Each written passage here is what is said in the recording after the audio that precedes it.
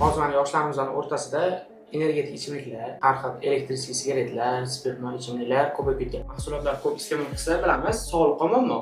Yurakka, pochkaga, o'pkaga, tanada ham nosog'lomlik vaziyatlar kuzatiladimi? Birinchi o'rinda, masalan, men insonni tanasini ko'rganda, ko'zdan kechirganimda, u shunaqa nima deydi, noto'g'ri ovqatlanish, yog'li ovqatlar iste'mol qiladigan yoki sigaret chekadigan tam bo'ladi-ku, har xil hammasini tanasida o'sha dog'lar bo'ladi, tanani ko'rinishi nosog'lom tusda bo'ladi yoki seri bo'ladi yoki o'sha sarg'ayib ketgan dog'-dug'lar bo'ladi.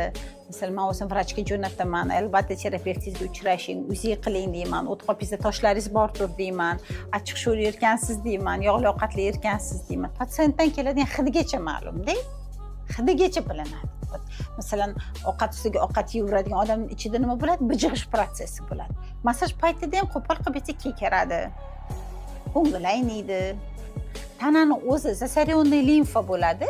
Shuni hisobiga insondan o'zidan noxush. Hozir cho'milib chiqqanmiz ham har xil hidlar keladi. O'sha aytgandek terisida bildiradi. Sразу aytaman, vrachga uchrashing yoki mana bu preparatlarni men sizga aytaman. Siz vrachingiz bilan maslahatlashgan holda so'rang, siz sog'lig'ingizga mumkinmi? Ana o'shalarni qabul qilishingiz kerak. Chunki men ne только там, masalan, limfa, qon tomirini tozalab berish mumkin, lekin ichidan uni tozalash kerak. Yuzida toshmalar bo'ladi, baribir noto'g'ri, achchiq, sho'r yeydigan. O'zi любой zararli degan narsa bor, masalan, o'sha energetiklar, yoshlar uchun energetik nima kerak? Men vosh tushunmayman. Men yoshim 44 ga to'lyapti, lekin men hali energiyaga boyay olmadim-da.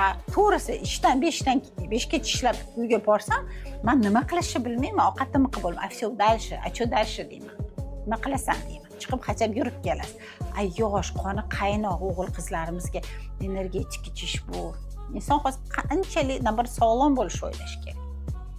Inson bu musirni yashikmasin, ichiga har balon tiqaveradigan.